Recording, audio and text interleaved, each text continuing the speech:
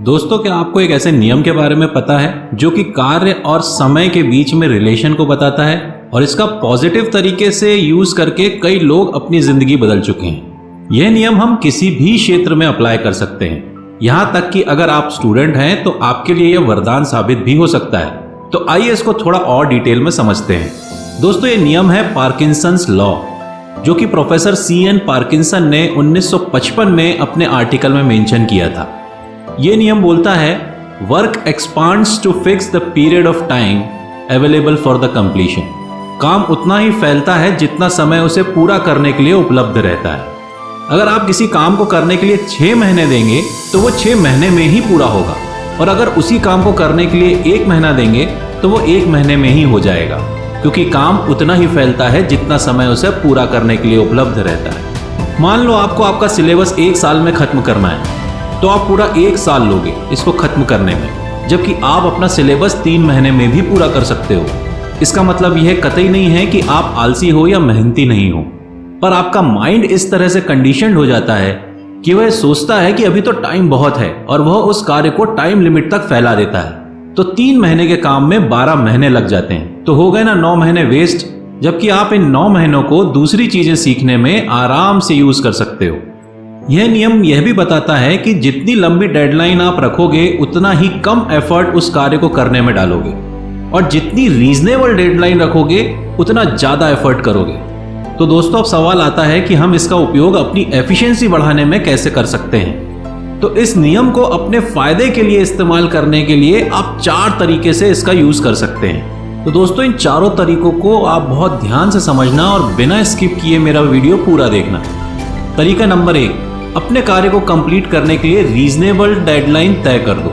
यहाँ रीजनेबल का मतलब है कि आपकी डेडलाइन ना तो बहुत ज्यादा लंबी होना चाहिए और ना ही एकदम छोटी, बल्कि कोई काम प्रैक्टिकली कितने समय में पूरा हो सकता है उसकी डेडलाइन उतनी ही सेट करना चाहिए। जैसे ही आप अपने काम के लिए डेडलाइन सेट करते हो, आपका माइंड उसको पूरा करने के लिए एक्टिव हो जाता है और वह काम आप आसानी से पूरा कर लेते हो। तरीका नंबर 2, आपके कार्य में जो भी डिस्ट्रैक्शन आ रहे हैं उन्हें दूर करो। आपको आपका टास्क एक डेडलाइन में पूरा करना है, आप टाइम वेस्ट नहीं कर सकते। यह बात तो तय है कि कुछ डिस्ट्रैक्शंस जैसे फेसबुक, इंस्टाग्राम, मोबाइल गेम्स को आप पूरी तरह से तो नहीं छोड़ सकते। तो सवाल उठता है कि फिर क्या करें। आप इनकी भी डेडलाइन तय कर दो। जैसे पूरे दिन में 30 मिनट आप सोशल मीडिया को देंगे, 10 मिनट अपना ईमेल चेक करेंगे, 15 मिनट ही मोबाइल पे गेम खेलेंगे। इस तरह से आप अपना प्रोडक्टिव टाइम बढ़ा सकते हो और अपने काम को डेडलाइन के अंदर ही पूरा कर सकते हो। तरीका नंबर 3, आप अपना काम स्लॉट्स में करना शुरू कर दें। दोस्तों, फोकस बनाए रखने के लिए आप पोमोडोरो टेक्निक का यूज कर सकते हैं। यह टेक्निक बोलती है कि आपको अपना काम स्लॉट में करना चाहिए। जनरली एक स्लॉट 25 मिनट से 90 मिनट का होना चाहिए।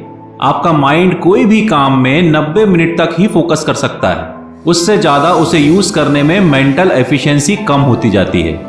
हर स्लॉट के खत्म होने पर 5 से 10 मिनट का ब्रेक लेना चाहिए और फिर अपना काम स्टार्ट कर देना चाहिए। इस तरह से आपका माइंड हमेशा फ्रेश रहेगा और समय से पहले आपका काम खत्म भी हो जाएगा।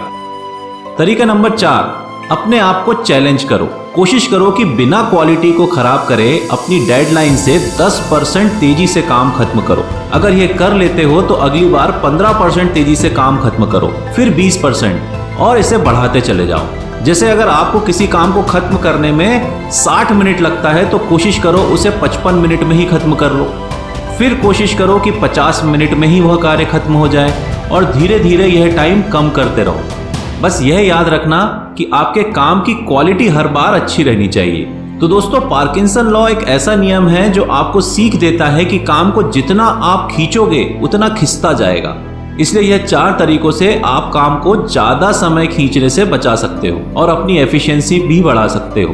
तो दोस्तों, कमेंट्स में बताएं कि आपको मेरे वीडियो कैसे लग रहे हैं और आप किस टॉपिक पे और वीडियो चाहते हो। अगले वीडियो में फिर मिलेंगे। विजयी भाव।